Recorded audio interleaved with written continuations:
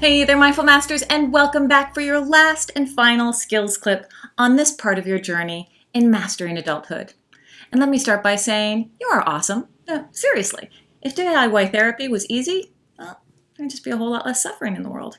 So a big congratulations to you for getting this far in the book, and I really hope you'll stick with the practices and exercises that you've learned, because this thing called mastering adulthood, well, it's just a lifelong journey. In this video, I'm going to be walking you through how to use the online worksheets you found on the New Harbinger site. We're going to start identifying your own unique emotional habit patterns that came up in your dashboard forms, and then add those patterns to your Mindful Mastery practice plan so we can link them up with the skills you found most helpful. This way you'll have in your hands a tool to remind you, this is my pattern, this is what I need to practice. Now, I want you to know that you might not need to go through this process, and it's not an empirically supported way of finding your patterns, but it is an excellent way to dig down a little deeper if your patterns aren't becoming immediately obvious to you and give you a sense of what's showing up in a continuous way in your life. So, shall we give it a try? Awesome! Let's practice! Hopefully by now you've downloaded the online forms and the detailed instructions from the New Harbinger site. If you haven't, you'll find a link to access the forms beneath this video. If you have already completed at least 8 to 12 dashboard forms, you're ready to get started. So, to begin, make sure you have all your completed dashboard forms in one place, as well as the master and summary dashboard forms. To show you how to go through the forms, we're going to use the fictitious submissions of Jessica from the book to demonstrate. Once you have all the dashboard forms, the first step is to sift through your entries looking at the kind of content that showed up within each component. Remember, the components are the stuff that we all have. The content is your unique experience that you wrote about. The first thing you're going to do is categorize the type of content that showed up in your life and on board your vehicle. This will help make it a lot easier for you to find your patterns. So take a look at the master dashboard form. On it, you're going to see the most common types of experience people tend to report. You're going to use these verbal labels to compartmentalize your experiences. If you don't see a label that you think matches what happened for you, no problem. You can just come up with your own label for that kind of experience. It doesn't actually matter what the label is. As we've learned, words are just tools we use to create meaning, so you can create whatever label you want. It's your experience. The key here is to not make too many categories because that will make pattern recognition more difficult. So, step 1 is to find and write in a label from the master dashboard form for each box on your dashboards. Once you've done that, step 2 is to count up all the label categories and find the label that shows up most often. You can do this by going through each of your dashboard forms again, and for each label you wrote down, put a hash mark next to the label on the master dashboard form. Once you've gone through and put a hash mark for each label, find the label that has the most hash marks next to it. Next, grab your summary dashboard form and write that content label, the one that showed up most often, in the appropriate box on the first line. After you've done that, put all the individual dashboard forms where your most common experience did not show up to one side, and keep the forms that did include the most common entry. The next step is to go back through these forms.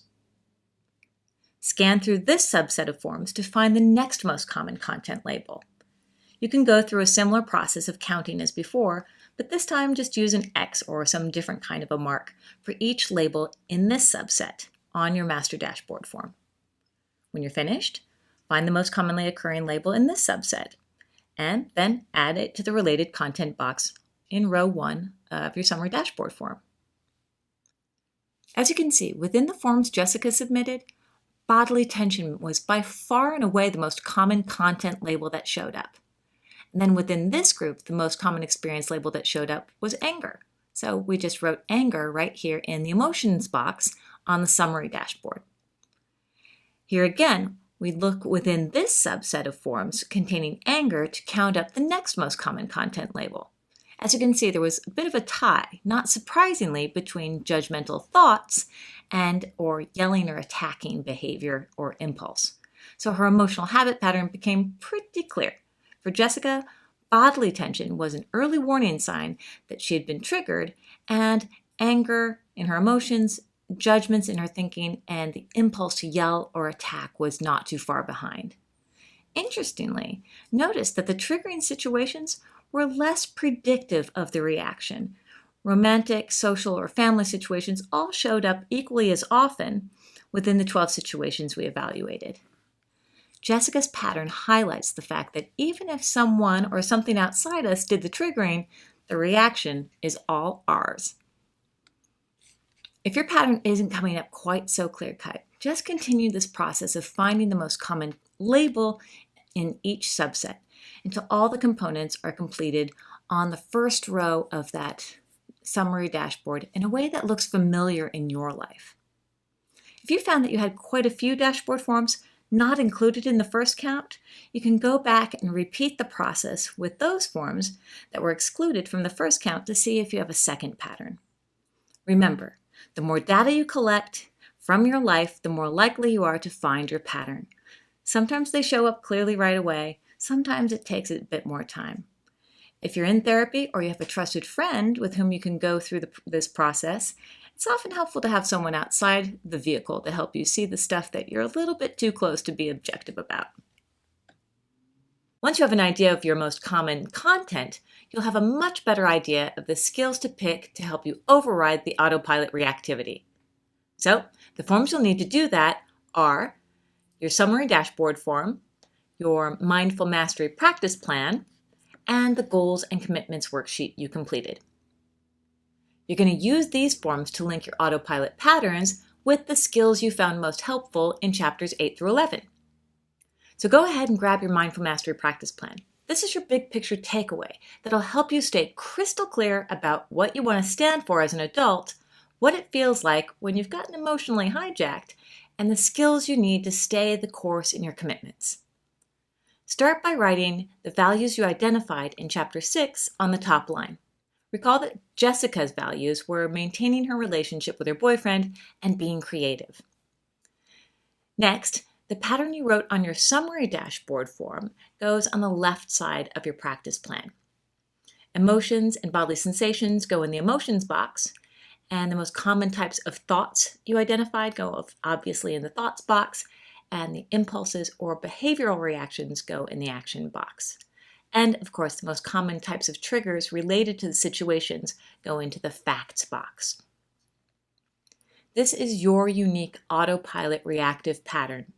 Know it, own it, memorize it, because doing so will empower you to step through the willingness window and start to change from reactive to responsive. Finally, grab your goals and commitments worksheet and scroll through to see which skills you found most helpful for your emotions, your thoughts, and your action skills. Remember to find a good balance of skills, some that help you practice connecting to and validating your emotions, with a balance of change skills to keep you moving towards your goals and on track towards your own true north values. And that's it. As always, if you have any comments or questions, make sure to leave me a message in the comment section and I will do my very best to get back to you ASAP. It has been my honor and privilege to guide you through this process, and my sincere hope that you'll stick with your practices and keep coming back to visit here at mindfulmastery.com, because this thing called being human, it's not always easy. And in a time where things are changing faster and faster, and things are more and more uncertain, we all need to be as psychologically flexible and adaptive as possible. So I'll leave you with this departing wish. Stay willing with your emotions. Hold your thoughts lightly and keep them in check. And stay committed to your values. And all will be well.